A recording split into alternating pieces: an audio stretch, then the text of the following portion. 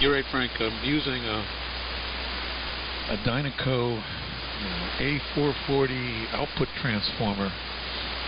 It's rated at 200 watts. I guess it was pretty popular in the 60s. Dynaco made this thing that weighed 24 pounds. It's a pretty heavy output transformer, and it's rated for about 200 watts. So it's loafing along here on my modulator. And the only reason I'm using it because the last rig I had with this thing was a Viking 2. And the Viking 2 is, the audio section was pretty messed up, so somebody gave me this output transformer, and I said, well, what the hell, I'll put together a modulator with it, and using a quasi-complementary output setup there with these transistors, which are pretty old. They're about 50-year-old transistors. But it's pretty warm. I mean, I should say it doesn't get too warm. It's cool. Got a big heat sink on it. So that's the setup here. I am working on a homebrew transmitter, which is going to be a lot smaller for about the same amount of power. I just need to finish it up. I was starting to work on that here before the snowstorm hit. So nice ongoing project here for the winter. Yeah, Frank, I wonder what that D104 has got an amplifier in it, or none. I know there's some of these D104s have a built-in amplifier in the bass, and I guess some don't. I have one here, and I've used it, not with this particular rig, but seemed to put out enough signal, but I don't know how it would sound on AM. I noticed it did have an amp in the bass, and I guess it needed some preamplification there. But it sounds good. Nice crisp audio. W2SDR in the group, W1FYO. W1FYO, W2SDR. Oh, okay, fine. Very nice signal, Bob. Very sounded great over here this morning. Fine on the A440. I have an A470 transformer that I used with modified Heising with 30 Henrys of reactor choke and a 10 microfarad oil-filled cap, coupling cap, that I plate modulated a Nightkit T150A with a solid-state amplifier. Now, the A470s were used in the Mark IV Dynacos, as the same with the Stereo 70 Dynacos. Boy, those transformers now, they're remaking the A470s. They're up to $230 now. I think I paid way less than that. way less than that. Maybe $50 a number of years ago. And I have a working restored that I thoroughly restored, a Dynaco Stereo 70 and a PAS3X preamp that I use here in the shack, actually, but not for ham radio, for music. And, well, this D104, of course, they're very high impedance. They don't match well at all, really, to a solid-state audio input. So this one, a number of years ago, I built an op-amp in the bass. And really all the op-amp does, it's unity gain. pretty much, but since op amps have a tremendously high input impedance and a low output impedance, they're perfect for impedance transformation to use with a solid state audio input. So that's what this one does. But most of the guys that convert these over to low impedance now, they use an FET instead of the op amp. But the op amp works pretty well. And but I did this a long time ago. So that's the story. Now, some of the D104s, the later modeled manufactured ones, came with 2 transistor preamp in the base. They were mainly designed for citizens band to give you a little bit more audio other than the stock hand mic that came with CB radios.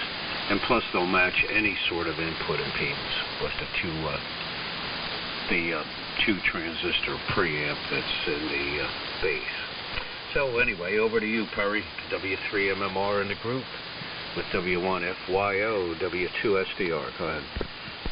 Morning, guys. WA1UQM radio. Yeah, there's Jim, WA1UQM. Good morning, Jim. Let me get you in the log here. Great signal down this way, Jim. We'll get it right up to you here in a minute. WA1UQM. Great to hear you. Good signal as always. Well, real good on the lash up there with the DX100, Bob. It really does sound good, and I've been thinking about. I have a Ranger, a Johnson Ranger 1 that's been. The audio, it had a meltdown, a high voltage meltdown, a really wicked high voltage short from the grid current shunt resistor, and it melted the meter switch, and it was pretty catastrophic. It still has an audio issue now, and it's some kind of oscillation. I don't know what it is. I can't figure it out. I got to get it over to my dad's, and he said he was going to maybe give it a shot, and but at this point, man, I might as well just externally modulate the thing. But I have to figure out first if it's just a problem, strictly with the audio section of that radio, and it doesn't go anywhere else. So still some troubleshooting to do, but there was a point in time where externally modulating that Ranger was on the forefront of my mind. So maybe we'll get back around to it, because I hear a lot of guys doing it. There's a lot of different ways to do it, but... And Dad, you mentioned the T150. I've still never heard it. I want to hear it. One of these days, I'm sure it'll get back on the air, and you'll hook it back up and everything. I know you got everything still sitting under the desk for the modulator, all the mod iron and everything sitting under the desk where you're at right now, I think. But yeah, the D104 sounds very, very respectable on that radio, man. It sounds really clean too, very, very clean. And good stuff all the way around.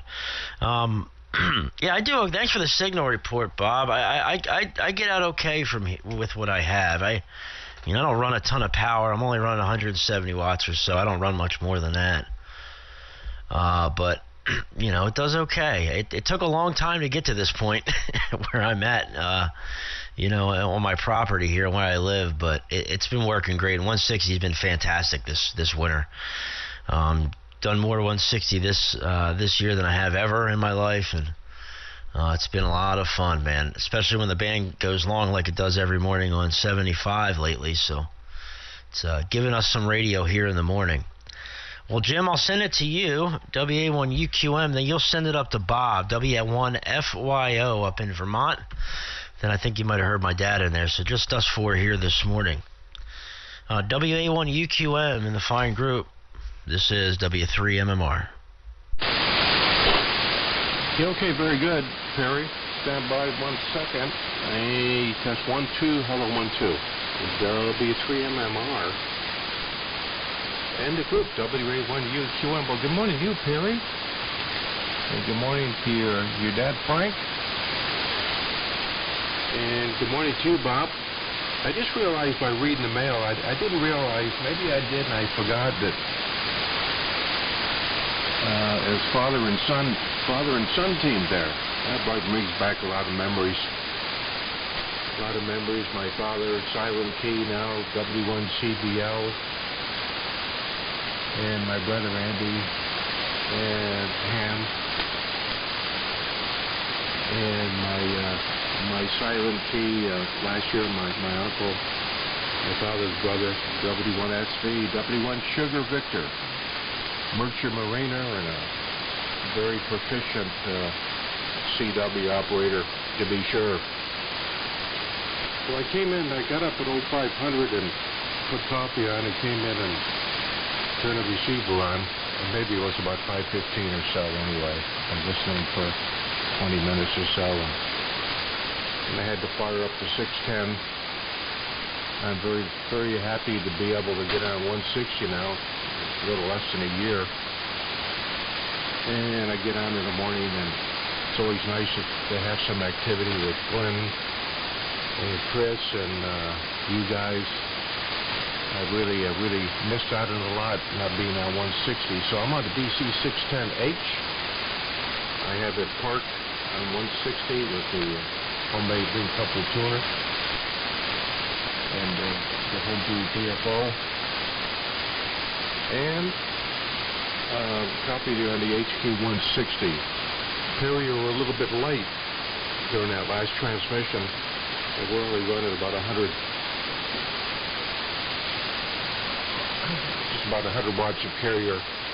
Operate the 610 in low power mode. Keep it short. Make sure you still copy me. Over to you, Bob. And W1FYO, WA1UQM radio.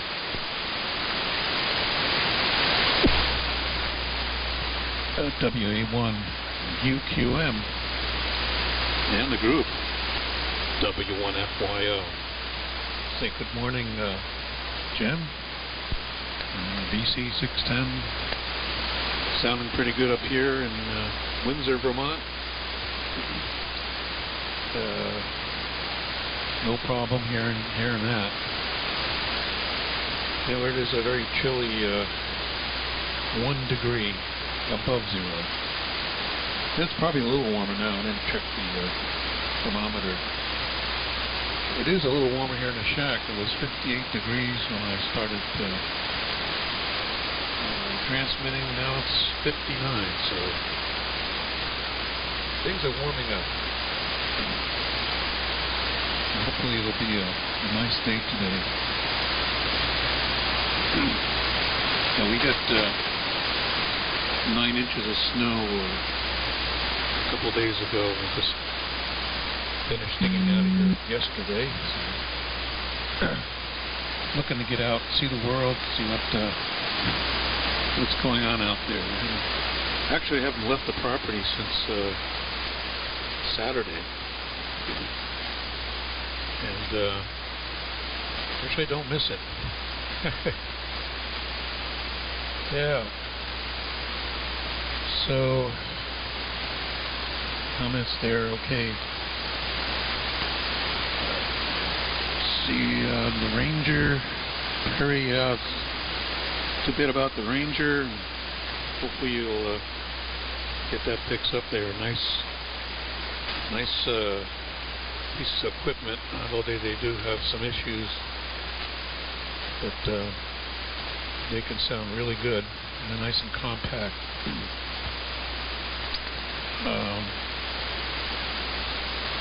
And frankly, you mentioned a T150.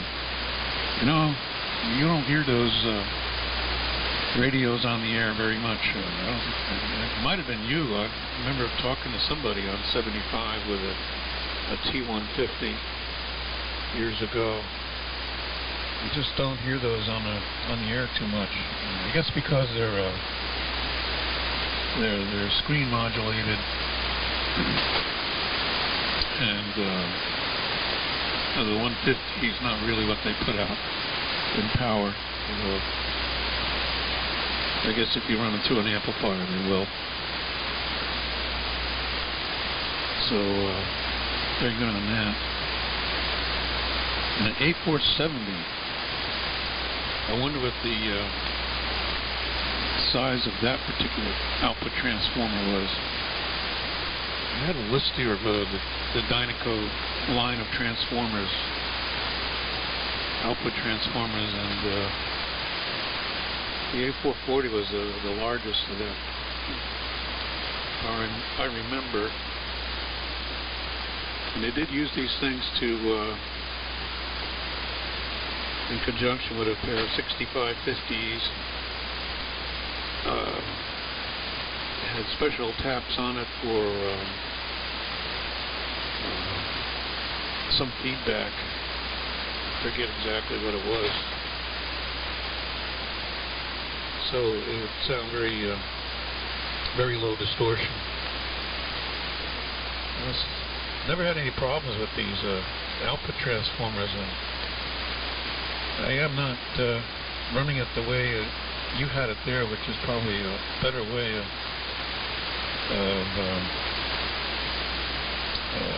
using it as a modulator, because I am passing the DC through the windings, and it doesn't seem to hurt it too much. I would think that would be saturating it, maybe limiting my audio. But I should have, in fact, I was going to use the Heising approach with a choke and a capacitor, but I never got around to it. I did get it choked. One thing led to another. I just never got around to it. Now the chokes are gone. In fact, I think I used one of the chokes in a linear I put together for a power supply. But this output transformer has been chugging away now for almost 50 years, so I think it'll hang in there for a little while longer. So this new homebrew transmitter I'm hoping to have on the air here someday. We'll put about 100 watts out. It's actually an old Arc 5 chassis, and I'm using sweep tubes rather than 1625s, and certainly a lot less in the size department than this DX100. Anyway, that's the setup here. Back to you, Frank. W2SDR and the group W1FYO. W1FYO and the group W2SDR. Good morning to you, Jim. Nice signal down this way into Salem County this morning. Sound very, very good. Well, my lash up that I use with the T150, I mean, it's a pair of 6146s, so if you plate modulate it, I mean, it'll put out 100 to 120 watts of carrier, no problem. I did beef up the power supply a little bit with more filtering and what have you. But you couple it the way I do, that basically you're coupling it with the oil-filled cap, so the backwards transformer doesn't have the current going through it, like it would if you just used the transformer and not use the chokes and the capacitor. But you're only talking 100 watts, so that transformer won't saturate. You only need 50 or 60 watts of audio. So you're going to be fine. Obviously, oil, that. I mean, you've been using it for years without a problem. So it's no issue. The 470 is the one with the ultra linear wiring. That's what Dynaco used in the Stereo 70 rather than Class A, and it was more efficient, and they got a little bit more power out of the. I'm not familiar with the 440, but the 470s have the ultra linear windings, which Dynaco was known for in those years. So, anyhow, I hope you have an easier day at work today, Perry. I know they've been hammering you pretty good there with your projects, and I wonder if you got that salt spreader issue squared away. And Jim, I don't hear you nearly as much as I used to hear you. I guess I heard you talking to somebody about a week or so ago. It may have even been on here, but your transmitter sounds very, very nice down this way this morning. I don't know if you listen, but I'm on my ICOM 718 this morning, driving the Ameritron AL82 amplifier at about. I'm only running about 150 watts of carrier here this morning. I could increase the carrier a little bit more as this rig warms up a little bit. The heat affects the ALC circuit in here a little bit, and I just have to readjust a tiny little bit as I go here. So there you go. Okay, back over to you, Perry, and fill me in on the salt spreader this morning. W3MMR in the group with WA1UQM, Jim, and Bob, W1FYO. This is W2STR.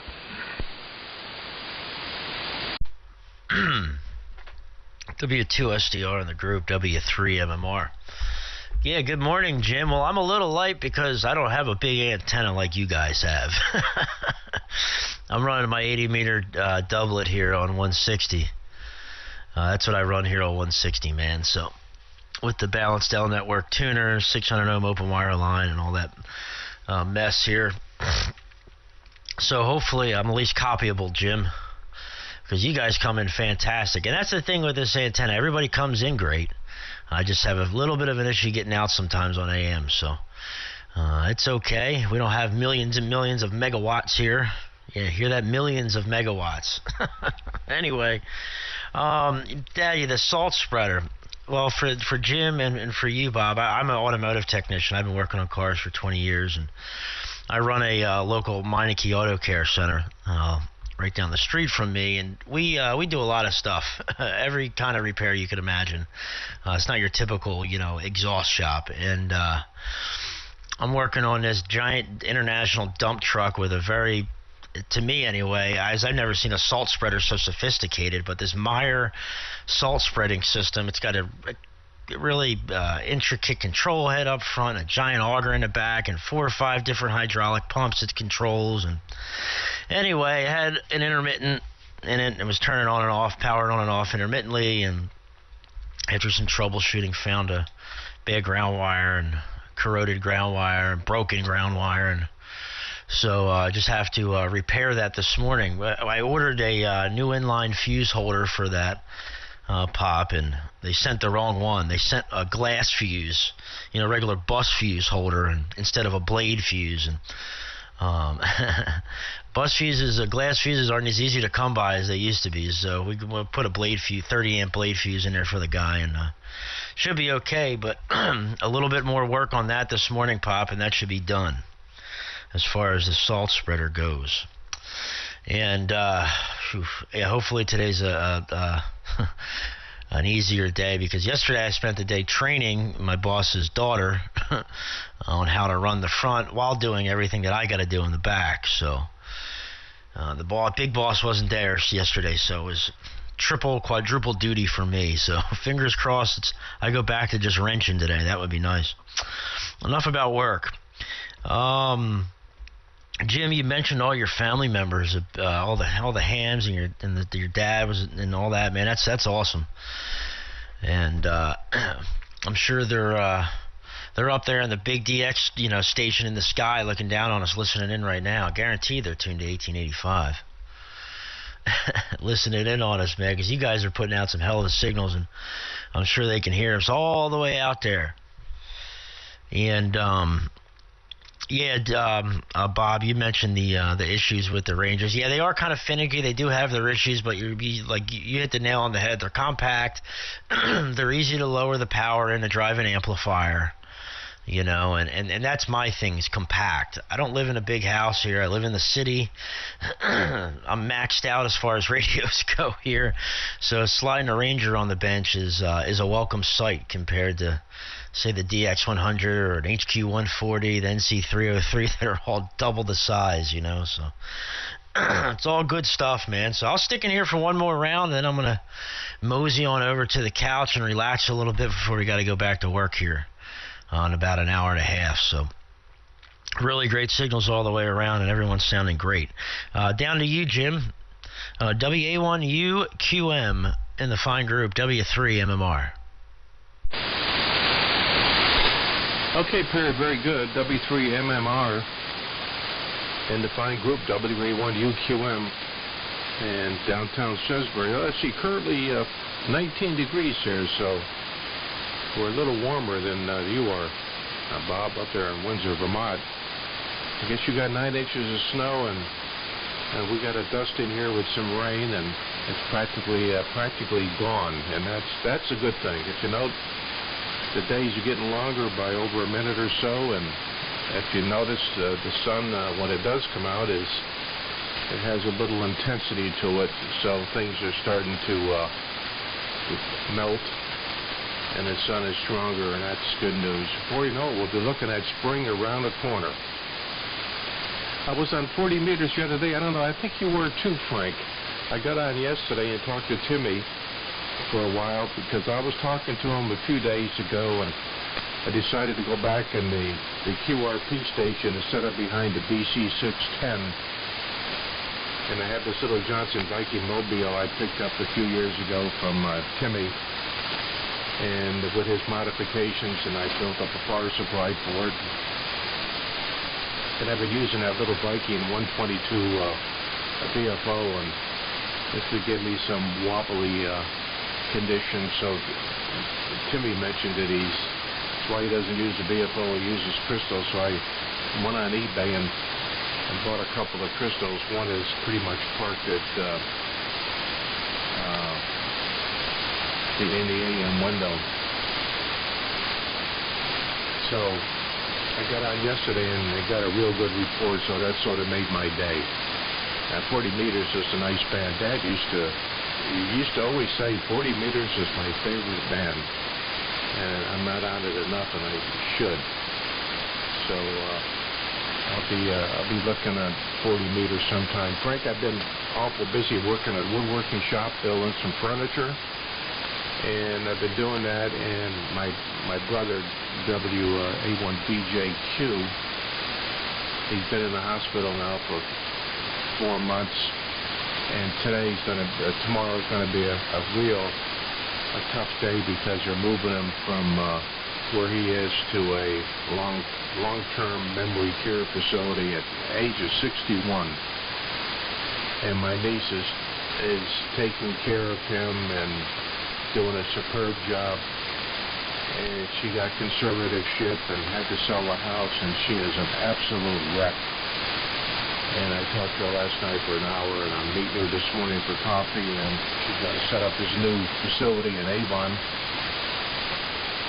And he doesn't know he's going there, and you can imagine what a nightmare that's going to be, and the guilt that she feels having to sell the house and all that without him knowing it.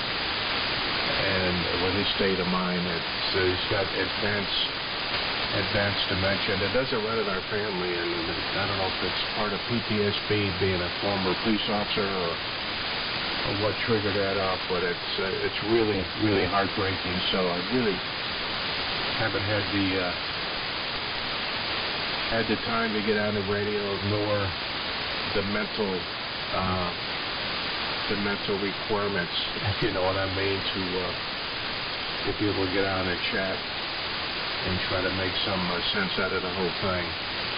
So anyway, we're hoping that Thursday will be a smooth transition, and we'll get him into that facility, and a lot of trauma going on, a lot of emotional trauma going on with that. Frank and Perry and Bob. So with that, I'll probably listen out here. We'll see who else may pop in. And I guess the group may be dwindling down a little bit. Hopefully conditions will still hold up. I'll stick around. For a while. W1FYO. They're in Windsor, Vermont. Pick it up, Bob, WA1UQM. Yeah, WA1 UQM and the group W1FYO. Are you still coming in pretty well here, Jim? No problem. AC610. In fact, just about everybody is holding up pretty well. 160 is a nice band here in the morning hours, and with the conditions, low noise, can't beat it. Doesn't have that problem with the long skip that you're getting on 75, 80 meters up there now. So yeah, sorry to hear about your brother. Yeah, that's a pretty sad situation, and hope the transition goes well, as best as you can imagine. You know, those situations aren't very pleasant. So, yeah, those things happen. We'll see. I wanted to say something about repair your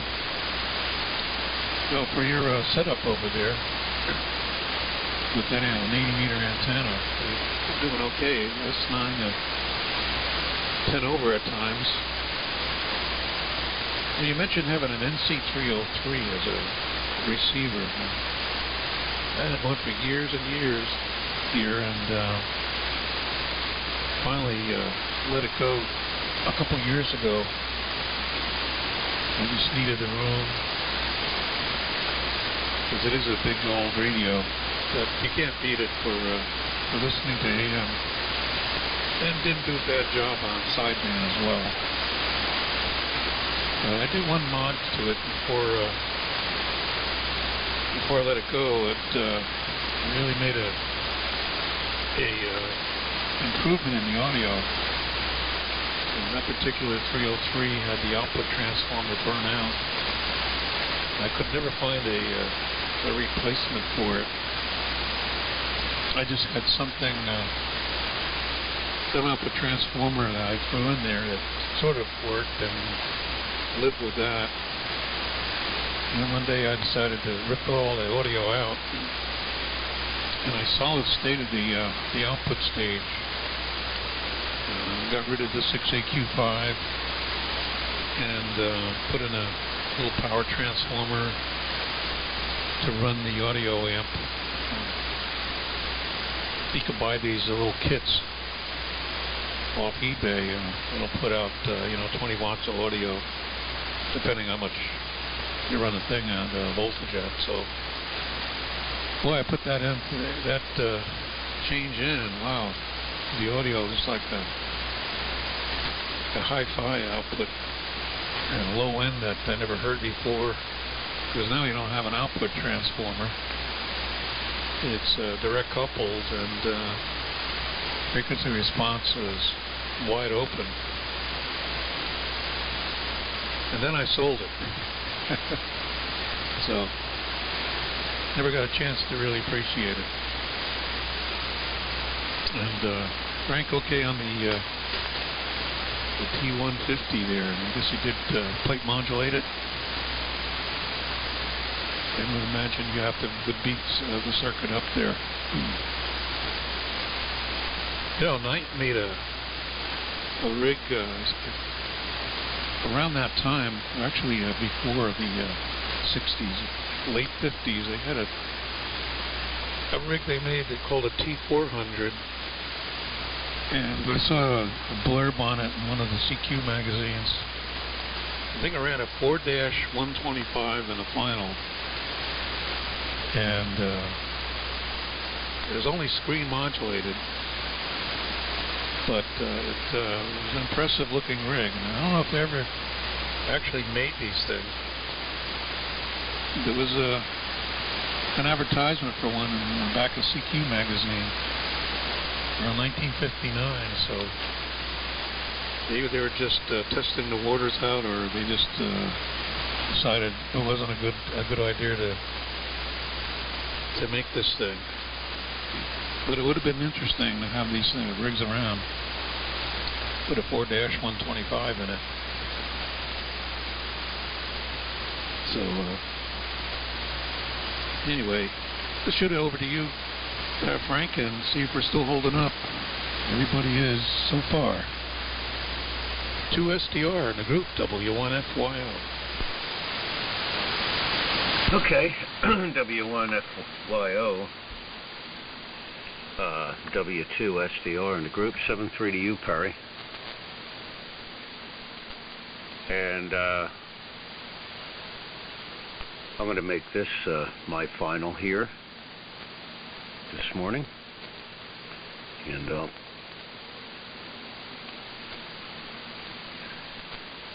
I'll say 7-3 to you, Jim, and Bob. Nice working you here this morning. Everybody's had a really good signal. Perry, audio sounds tremendous. And rest up, and we'll be talking to you throughout the day. I'm going to go down up to 75 sideband and see if I could round up some of my buddies up there real quick before the band closes down here. So they're down in Georgia and Florida, places like that. So band will shorten up, and that'll go away. So I got to call the vet today. Perry, Smokey is still in the corner, so I'm going to have to get her over and see what's going on. They open at 7, so I'm going to call them right away at 7 and see if I can get her in there this morning. Yep, sorry to hear about your brother, Jim. That doesn't seem to be any rhyme or reason to the dementia thing. My mother's got dementia really bad. She's 92. And I mean, she knows who I am, but she's in and my stepdad are in a retirement community, and she'll probably be going into the nursing home section soon, I would imagine. I hope it's not hereditary. I'm 70 so far. I don't think I have any signs of dementia. Maybe I do. You know, we all lose our memory a little bit, but it's terrible. Fine on your wood shop and woodworking. That sounds great, Jim. So, and I haven't been on 40 meters AM in a long time, so I don't think that was me that you heard. If it was on AM, I haven't been on 40 meter AM in a few years now. So, no special reason. It just seemed that every time I tune up there, I really don't hear anybody. So I don't really get on there. So we'll say 7-3. We'll see you guys later on. Perry signed out, so I'm going to turn it to you, Jim, and I'm going to turn to VFO here. WA1UQM 7-3 and 7-3 to you also, Bob. Go ahead, Jim. W2SDR. N1SNG. Oh, good morning, Glenn. W2SDR. And the group, WA1UQM. Returning. Okay, Frank, and thank you guys for your kind words. Sincerely appreciate it, and we'll keep our prayers going, and hope that it's a smooth transition for Brother Randy. Thanks for letting me in this morning. Good hearing you guys. Good signals. And God willing, we'll talk very soon. And 7-3 to you, Perry, and Bob. I'll turn it over to you, Glenn. I'm not sure we have anyone else left in here. I know Perry is signing and Frank's signing, and I don't know, I think Bob is signing as well, but I'll leave the space. I'll stick in here for a while and have a few words with you before we shut things down. N1SNG, nice signal. Glenn, WA1UQM. Yeah, okay, Jim. Likewise, yeah. And 7-3s to the rest of the group there. I was just down on 75 with N1XCW, Charlie. And just very, very light signals. We're only about 10 miles apart, so we did maintain for about a good hour or so on 3885. Pretty quiet there. And, yeah, you're just coming in here, just fine business this morning. Good 20 over, Jim. Nice audio. Running the Valiant this morning. And we've got 20 degrees here in Rhode Island. It's 17 this morning at the low, so things are, I don't know, not to say warming up, but we're keeping warm. I'll put it that way there. So, yeah, just kicking back, not too much on the outside going on. I was kind of surveying maybe some antenna work yesterday, but it was just, it was too windy. Sun was out, but, just that wind. I'm not going to go playing around with things yet. Ground was frozen and all that. But, again, nice to hear you in here this morning. Jim, hopefully all is well in your neck of the woods there. WA1UQM and then 1SNG. Yeah, Glenn, you're quite strapping this morning. N1SNG, WA1UQM. Yeah, very good. I was on 40 meters yesterday briefly talking with Timmy on my little Johnson Viking mobile. And I had talked to him 2 or 3 days prior, and first time I had the little QRP station set up in a while, and of course my signal was very wobbly and nothing was acting right. And I was having some problems with that little Viking 122 VFO, and it probably needs a little work. So Timmy had mentioned he was rockbound, and I didn't really have a crystal for the AM window, so I went on eBay and happened to find one right at 85.5. So I got on, and the thing really tuned up remarkably well, a lot more grid drive than with the VFO. And he gave me a nice report. Of course, it's got Timmy's DNA all over that transmitter. I got it from him, and he did the modifications, and it sort of made my day. So 40 meters, I'm going to try to make an appearance sometime in the afternoon when I take a break from the shop and play a little radio on 40, because it is a delightful band. My dad used to always say 40 meters was his favorite band. And thanks for the fine business audio report. Nothing special here, just I use the RE20 with the BC610, and I'm just using the Yorkville as a PA amplifier to drive the 100 THs.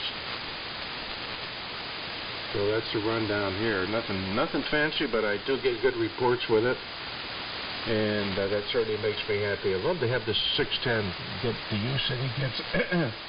And I love looking up, Glenn, at that homebrew tuner on a breadboard configuration. It's funny. I could shut this thing down for 3 or 4 days and fire it back up, and I don't even have to touch anything. I don't have to dip anything. I don't have to make any VisWire changes.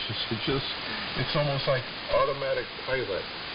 I don't know how that happens, but it does. It does. Had a little anomaly going on here the last few months, Glenn. I know I discussed it with you the other day about some interference I was getting here, but of late I've been getting some broadcast activity on the 80 meter and the 160 meter band right in the AM so-called windows of both respective bands. And to make a long story short, Timmy says I could have something going on with the open wire ladder line, and because it is solid wire, and that's subject to breakage, as you know. At the time I put this up, I couldn't get the 14 gauge stranded. I don't know if it's hard to come by or what, so I settled for the solid. That probably was a mistake. So one other guy broke in and said he had the same experience with broadcast leakage, and he had a break in the wire. It was just making contact on and off as it comes and goes, and so does mine. So that could be the culprit. because it's on all receivers. So there you go. N1SNG, WA1UQM. Yeah, WA1UQM and 1SNG. Well, I wish I could say my uses here were as simple as that to say, and it sounds like you're on the right track there to remedying that problem. And yeah, nothing like interference, huh? Jeez, I have interference here. It has moved off 3885. It was right on top of it before. Now it's moved off it. It's in different spots on the band. It's a whining noise. It is more apparent on 160. Again, it's kind of like every 10 kcs or 20 kcs. But it has changed. I noticed the other day when I put the receiver around 3885, it was quiet. But we had the weather, the wind, the rain, the snow, and all that. I started getting some arcing noise, coming through the receiver, like there's somewhere out there in the grid, there's a bad insulator or a transformer. So I'm looking at that. Still haven't heard anything from National Grid at all. I mean, other than that, they have a work order in to do the investigation here. But yeah, that's very interesting, and it's good to bring it up amongst the community here, just and there, because there's a lot of people out there that are going through the same situation. So maybe something that is just a recordable. You can work off that information and get that stranded wire in there. Yeah, Timmy's pretty well much the authority on all that. I think everybody has their version of it. But hopefully that works out well for you there. I tried moving my antennas around a little bit. Didn't seem to help too much. But it kind of takes away a lot of your how could I say, comfort zone, when listening on the receiver and so on. But enough of that, and yeah, good on the Johnson Mobile there. I remember seeing, I think you sent me pictures of that. It looked like it just came out of the package, and I know you were doing some work. You had it on the bench. You were working your skills and getting that right to where it would be operational and effective and efficient. And yeah, getting that crystal in there, what a difference, huh? That must have been very refreshing to when you got the new results from that. Because of all the prior work, and then you're dealing with some quarks here and there, unpleasantries or whatever. But anyway, yeah, everything's going pretty good here. Just kicking back, spending a little bit more time inside, but I try to get out at least once a day and do a walkabout. And boy, it was just the weather, how it changed.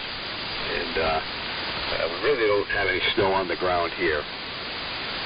Well, that's for sure. And actually, I think Perry, W3MMR, I think he was talking about he had done some DX on 3885 AM. So that was, I didn't get all the details, but it sounds like there's some band activity in that respect. Maybe on the long haul there, depending on the time of day, of course. But and let me see, this morning, I was talking with KK4GZQ Kevin. He's down in Kentucky, and he also has a BC610, and it sounds just fabulous. He comes in here and very, very effective signal, and his audio is fabulous too. So 610, just a proven machine, really. Once taken care of and used properly, It lasts a lifetime for sure. W1 UQM N1 SNG. Yeah, okay, very good, Glenn. N1SNG, W81UQM. Well, I'd love to have you over here one of these days, Glenn, so you can see my 610 and go in the basement and see my shop and all my parts. And then maybe one of these days, I think this virus is going to eventually peter itself out, where we could get back to some sort of normalcy and not be afraid to be with people again. To be with people. Yeah. I haven't heard Chris on in the morning. And he usually gets on 160, but it's nice to have this activity. It's nice to get up in the morning at 0500. I'm an early riser like you. I get up at 0500, 0530. Now the first thing I do, instead of turning the receiver on and listen to 75, because I hear a lot of the distant stations, but some I hear and some I don't hear. And I always have the 160 capability, and it's always nice to know that Frank is there, and Perry, and you, and Chris. I haven't heard Chris lately on 160, but I did talk to him the other day. He popped in on 75. And Bob Capuayo, and the more the merrier. And KK4GZQ, Kevin, what a super nice guy he is out of Kentucky. I got very, very concerned about him when that tornadic action ripped through certain parts of Kentucky, and the first person I thought of was Kevin, because he's such a nice guy, and wanted to make sure he was okay, so I sent him a quick email, and he responded with good news that he was not affected, but he couldn't have been more appreciative of the concern on this end. But he is a gentleman and definitely a super nice guy. And he acquired that transmitter, as you probably know, from Liz. He was very active in that group, and she's a silent key, and he takes a lot of pride. And I gave him a little coaching because he knew I had one during the early stages, and he had a few questions, and I think I sent him a few bits of information, historic information, military about the 610, and he really liked that. But it's nice to know that there is several BC 610s and several other military gear up and running when you think about it. Can you think about the engineers and the technicians, Glenn, back in the day, say in the 40s and the 30s, that were working diligently through helicopters and BMW and some of the other manufacturers to develop for the military these equipment that were used in World War II? And did they ever have the vision that some ham radio operators in the United States of America will be using the BC-610 and ham radio still up today? Isn't that amazing? N1SNG, W81UQM.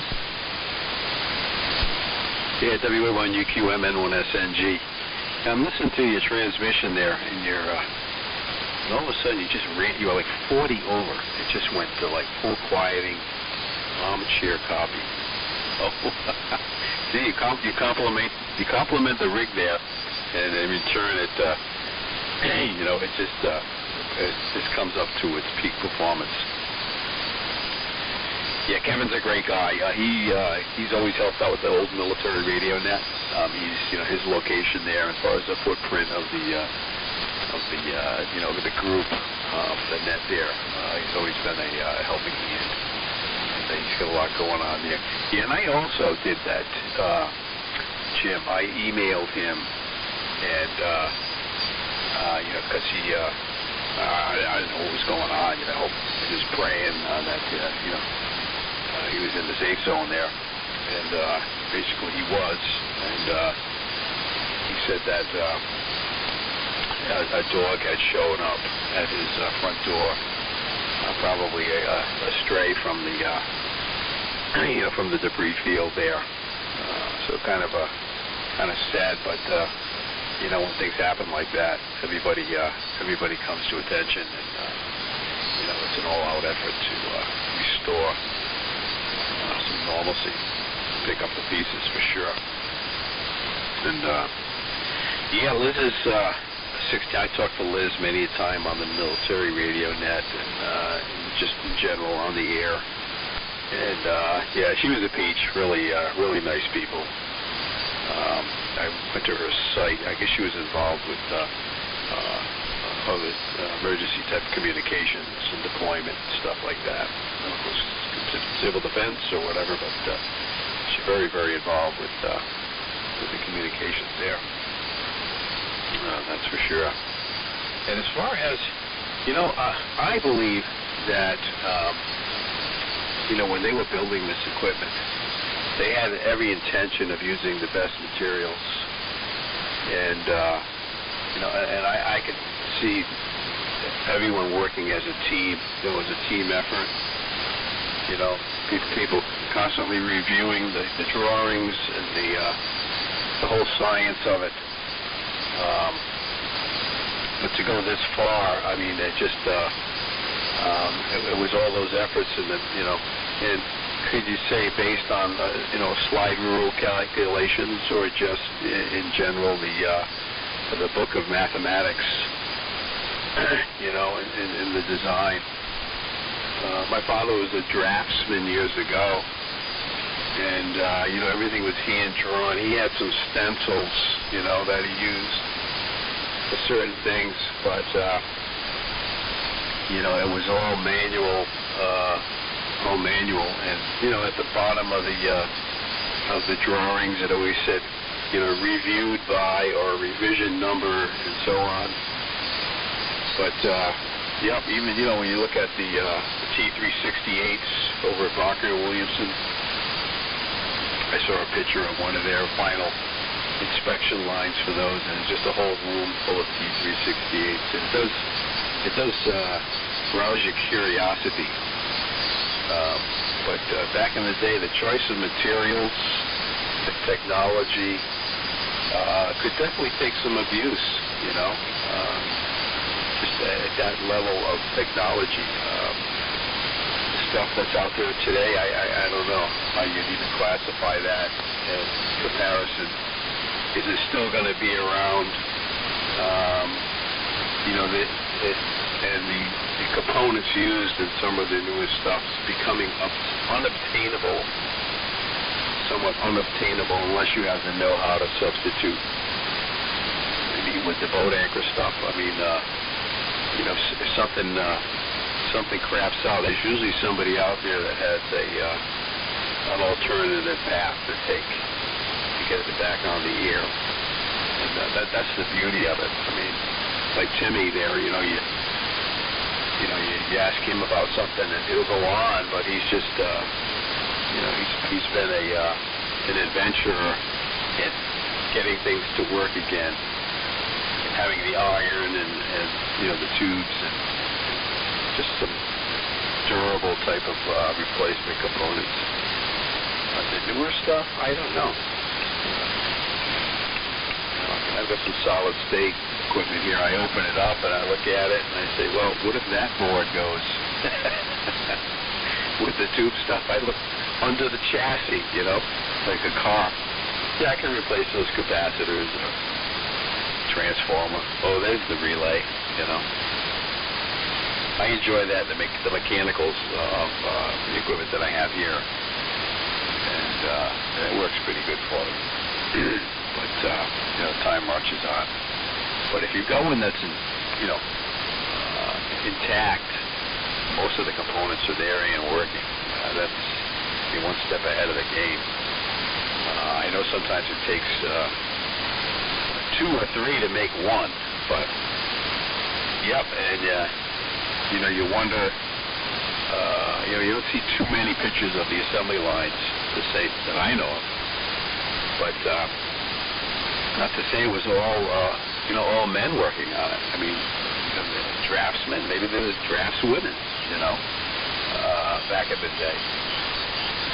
Even in the aircraft construction, some of those assembly lines, rolling assembly lines, what they were doing, and they even, I was reading one, no, it was actually it was like on a newsreel type of thing on TV, and they were talking, they used to hire the midgets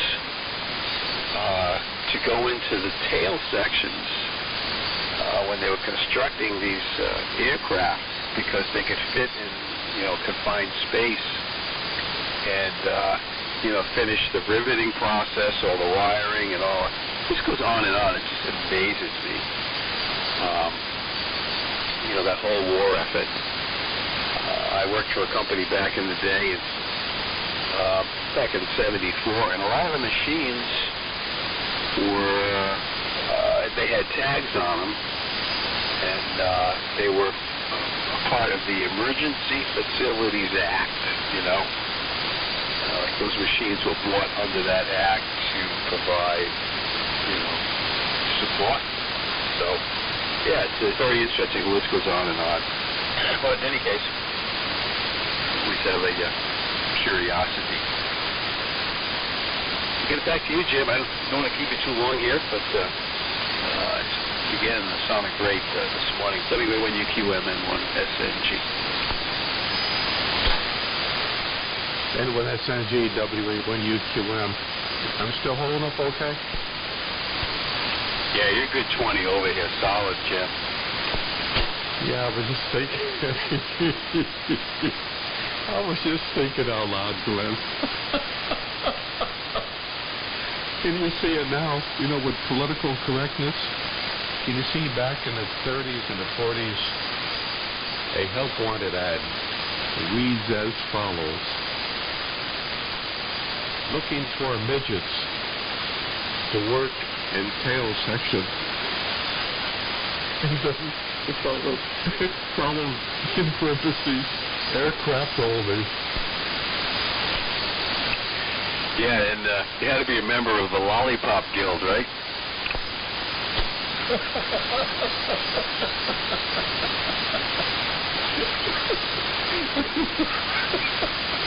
don't know why I find that so hilarious. Oh my God.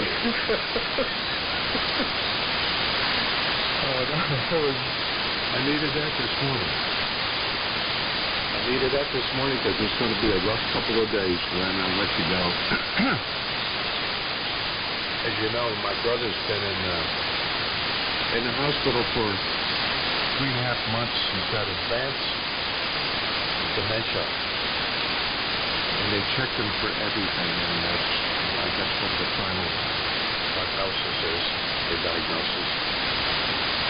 And today, his daughter, my niece, I'm meeting her for coffee before she goes to his new place in Avon, and it's a new memory care facility. He doesn't know he's being transferred, and she had to get conservatorship and sell the house so he can go on Title 19, and he doesn't have a clue that the house is sold. And you can imagine the guilt that she's feeling and the responsibility that she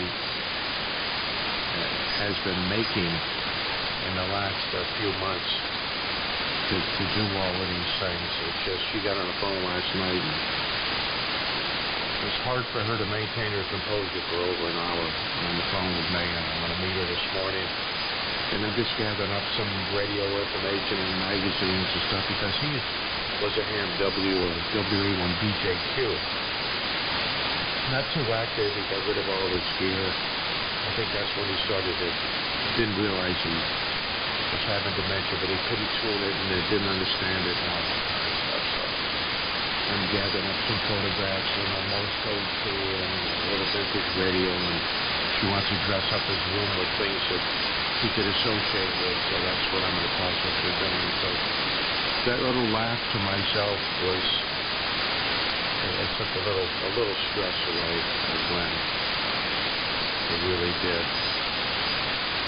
So I'll let you run, and we'll talk again.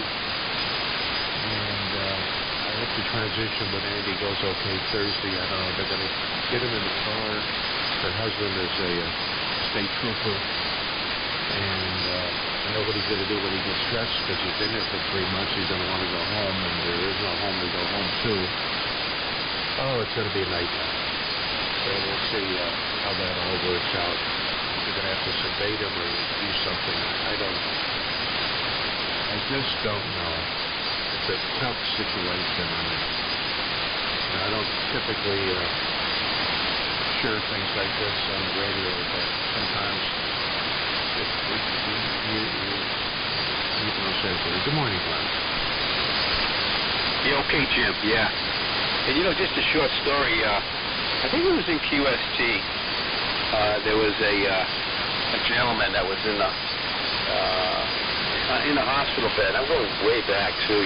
Like maybe in the 40s, there somewhere, I believe. And he was a ham, and he couldn't talk or anything like that. But some of his friends came in, and they were just talking to him, and he started tapping on the side of the bed frame, and he was actually sending Morse code. The guys were there, his ham buddies, and they were able to communicate with him through Morse code, even though he was somewhat, paralyzed, to say.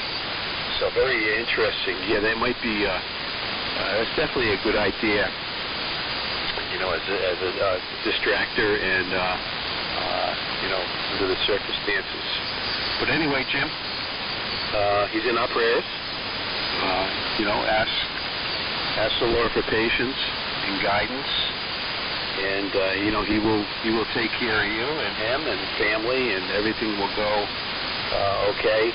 And keep your chin up, shoulders back, and things will be all right. So anyway, we'll say 7.3s. Maybe catch you tomorrow morning, whenever. I got in here kind of late. I was on 3885. Have a safe day, Jim. All the best. WA1UQM, N1SNG clear. Good morning, Glenn.